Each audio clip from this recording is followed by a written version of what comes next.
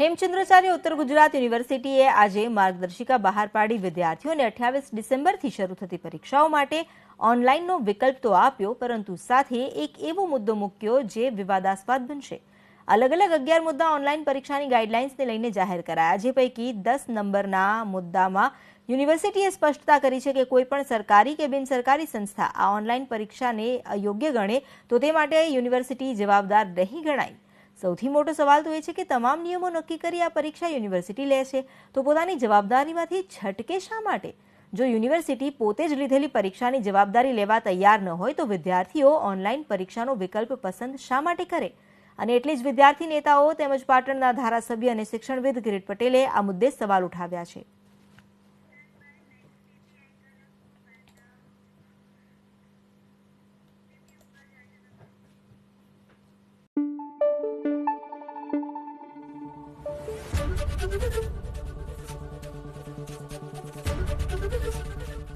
ABP અસ્મિતા, ગુજરાતની અસ્મિતા।